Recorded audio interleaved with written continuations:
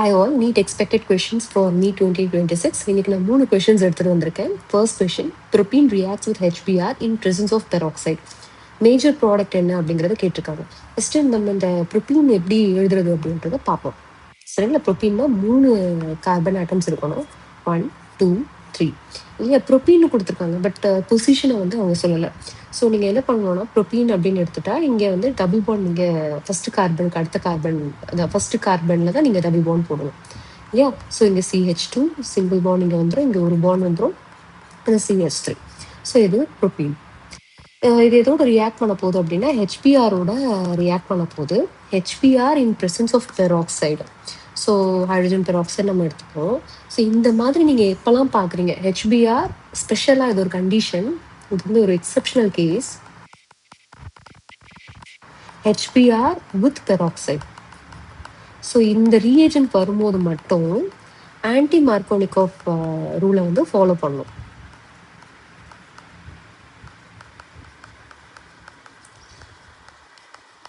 இது மஸ்ட்.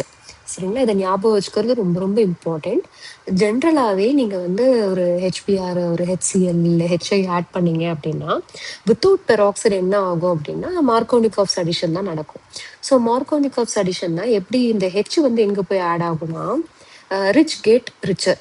இந்த இது ஞாபகம் வச்சுக்கோங்க, ரிச் கெட் ரிச்சர். அதாவது ஹைட்ரஜன் எங்கே இருக்கோ அங்கே தான் இந்த ஹைட்ரஜன் போகும். ஸோ இங்கே தானே டபுள் பாண்ட். ஸோ இந்த அக்ராஸ் டபுள் பாண்ட்ல இங்கே போகுமா இல்லை இங்கே போகுமா அப்படின்னு சொல்லி பார்த்தீங்கன்னா இந்த இடத்துக்கு தான் போகும், இந்த இடத்துக்கு இந்த ரூட்டு. ஓகே, ஏன்? ஆல்ரெடி ஹைட்ரஜன் இருக்கு. ஸோ கம்ஃபர்டபுளாக இந்த ஹைட்ரஜன் அந்த ஹைட்ரஜன் அதாவது இந்த CH2 பார்ட்டுக்கு டெர்மினல் கார்பனில் தான் போய் அட்டாச் ஆகும். ஸோ அப்படி அட்டாச் ஆச்சுன்னா என்ன ஆகும்? CH3 CH இந்த இடத்துல என்ன ஆகும்? Br ஆட் ஆயிருக்கும் இல்லையா? So single bond. இங்கே வந்து CH2 அந்த ஒரு ஹைட்ரஜன் ஆட் ஆயிருக்கும். So CH3. ஸோ இதுதான் வந்து மேஜர் ப்ராடக்ட். இது எப்போ இந்த பெராக்சைட் கொடுக்கலன்னா, ஸோ பெராக்சைட் கொடுத்துருந்தாங்க அப்படின்னா அப்படியே மாற்றி போட்டுருங்க. ஸோ அதுதான் வந்து ஆன்டி மார்கோனிகாஃப் அடிஷன். ஸோ எப்படி சேஞ்ச் பண்ணுவீங்க?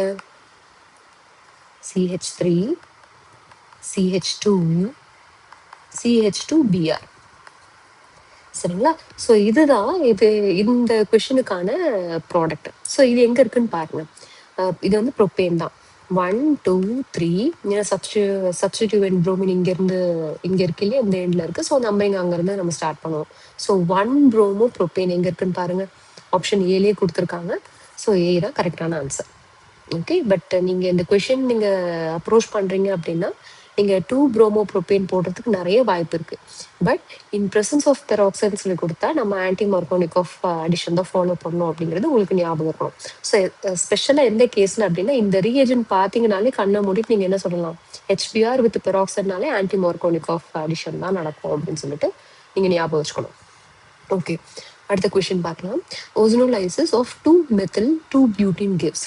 ஸோ இந்த இந்த இங்கே கொடுத்துருக்காங்க இல்லையா, நேம் கொடுத்துருக்காங்களே, நேம்லேருந்து நீங்கள் ஸ்ட்ரக்சர் க்ரியேட் பண்ணுறது ரொம்ப அதுக்கு வந்து ப்ராக்டிஸ் தேவை. அதை ட்ரை பண்ணிகிட்டே இருங்க. ஓகே, பியூட்டின் நான் ட்ரை பண்ணுற மாதிரியே பாருங்கள், ஃபாலோ பண்ணுங்கள். ஸோ ஃபஸ்ட்டு நான் 4 கார்பன் எழுதிக்கிட்டேன். 2-methyl அப்படின்னு சொல்லிட்டு சொல்கிறாங்க. 2-methylனா செகண்ட் கார்பனில் நான் மெத்தில் குரூப் போடணும். ஓகே, அண்ட் 2-butene சொல்லி சொல்கிறாங்க. அப்போ செகண்ட் கார்பனுக்கு அடுத்து நான் அந்த டபுள் பாண்டை பிளேஸ் பண்ணணும் இல்லையா? மிச்சம் எல்லா இடத்துலையும் சிங்கிள் பாண்ட் போடுங்க, பேலன்ஸை சாட்டிஸ்ஃபை பண்ணுங்க. ஸோ இங்கே 4 பாண்ட் வந்துருச்சு. இந்த இடத்துல பார்த்தீங்கன்னா CH3 கடைசியில். ஓகே, ஓசோனோலைசிஸ்னா என்னன்னா இந்த O3 ஆட் பண்ணுவாங்க. ஓகே, அது ரிடக்டிவாகவும் இருக்கும், இல்லை ஆக்சிடேட்டிவ் ஓசோனோலைசிஸாகவும் இருக்கும்.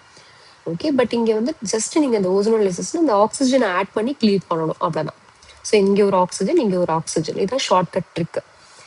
அப்போ CH3 உங்களுக்கு என்ன கிடைக்கும்? CH1 கிடைக்கும். ஓகே, இந்த பார்ட்ல நீங்கள் என்ன பண்ணிட்டீங்க, அங்கே வந்து ஒரு ஆக்சிஜன் இன்ட்ரடியூஸ் பண்ணுறீங்கன்னா இந்த டபுள் பாண்ட் க்ளீவ் ஆகிட்டு அது வந்து ஒரு கார்பனல் காம்பவுண்டாக கன்வெர்ட் ஆகணும். ஸோ உங்கள் ப்ராடக்ட்ல என்ன பார்ப்பீங்க அப்படின்னா கார்பனல் காம்பவுண்ட்ஸ் பார்ப்பீங்க. ஓகே, இங்கே ஜஸ்ட் ஓசோனோலைசிஸ் தான் கொடுத்துருக்காங்க, இந்த கண்டிஷனும் கொடுக்கல.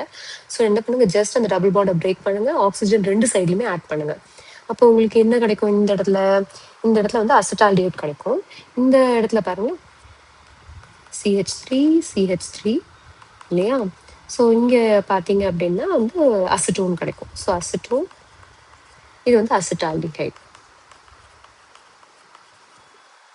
ஓகே, இல்லைன்னா இது பேர் என்னன்னு சொல்லலாம் அப்படின்னா எத்தனல் ஏஎல்ல முடியும். ஆல்டிஹைட் குரூப் இருக்கிறனால இது வந்து அசிட்டோன் இல்லையா, இல்ல ப்ரோப்பனோன்.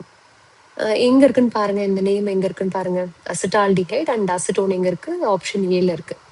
ஓகே, ஸோ இதுல ஆப்ஷன் ஏ தான் கரெக்டான ஆன்சர். ஓகே, அடுத்த கொஸ்டின் பார்க்கலாம். Markovnikov addition occurs because the reaction proceeds through the formation of இங்க வந்து ரெண்டு இன்ஃபர்மேஷன் அவங்களுக்கு கொடுக்குறேன் பாருங்க. அதை வந்து இம்பார்ட்டண்ட் சைன் போட்டு நோட் பண்ணி வச்சுக்கோங்க. மார்கோவ்னிகாஃப் கோர்ஸ் அடிஷன் பார்த்தீங்க அப்படின்னா எந்த மெக்கானிசம் ஃபாலோ பண்ணணும்னா கார்போகேட்டையான் மெக்கானிசம். ஸோ கார்போகேட்டையான் மெக்கானிசம்னா நீங்க கார்போகேட்டையான் ஸ்டெபிலிட்டி எதை வச்சு நீங்க சொல்வீங்க, ஹைப்பர் கான்ஜுகேஷன். நம்ம பார்த்தோம் இல்லையா, எவ்வளோ number of hyper conjugative structures இருக்கோ, ஸோ அந்த கார்போகேட்டையான் தான் ஸ்டேபிள் கார்போகேட்டையான். சரிங்களா, இது நல்லா ஞாபகம் வச்சுக்கோங்க. இது உங்களுக்கு தெரியும் எப்படி ஹைப்பர் கான்ஜுகேட்டிவ் ஸ்ட்ரக்சர்ஸ் எப்படி பாசிபிலிட்டி பாக்குறது அப்படின்னா, ஆல்ஃபா ஹைட்ரஜன்ஸ் நீங்க நம்பர் ஆஃப் ஆல்ஃபா ஹைட்ரஜன்ஸ் பாக்குறது வழியா அவ்வளோ ஹைப்பர் கான்ஜுகேட்டிவ் ஸ்ட்ரக்சர்ஸ் இருக்கும். ஸோ அந்த கார்போகேட்டையான் ஸ்டேபிள் அப்படின்னு சொல்லிட்டு பார்ப்பீங்க. ஸோ அப்படிதான் அந்த அடிஷனே போகும். சரிங்களா, ஆன்டி மார்கோனிகாஃப் பார்த்தீங்க அப்படின்னா இது என்ன மெக்கானிசம் ஃபாலோ பண்ணும் அப்படின்னா, இங்க மெக்கானிசம் எழுதுறேன் மேல. ஸோ இங்க மெக்கானிசம் பார்த்தீங்க அப்படின்னா ஃப்ரீ ரேடிக்கல் மெக்கானிசம். ஸோ அதனால தான் உங்களுக்கு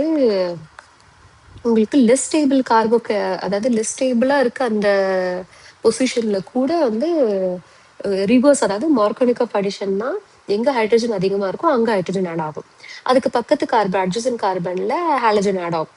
அப்படி ரிவர்ஸா இருக்கிறது தான் ஆன்டி மார்கோனிகாஃப் அடிஷன். ஸோ ஏன் அந்த மாதிரி ஒரு விஷயம் நடக்குதுன்னா ஃப்ரீ ரேடிக்கல் மெக்கானிசம் ஃபாலோ பண்றதுனால. So free radical mechanism follow பண்ணுச்சுன்னா எவ்வளோ மிக்ஸ்டு ப்ராடக்ட்ஸ் உங்களுக்கு கிடைக்கும். ஸோ நிறைய டிஃப்ரெண்ட் ப்ராடக்ட்ஸ் வந்துட்டு பாசிபிலிட்டிஸ் அதிகம். எதுக்குன்னா ஃப்ரீ ரேடிக்கல்ஸ்க்கு, ஏன்னா வந்து ஹைலி ரியாக்டிவ் அவங்கலாம். ஓகே, ஸோ இது நல்லா ஞாபகம் வச்சுக்கோங்க. கொஸ்டின் என்ன கேட்குறாங்க, Markovnikov addition occurs because the reaction proceeds through the formation of. So Markovnikov addition.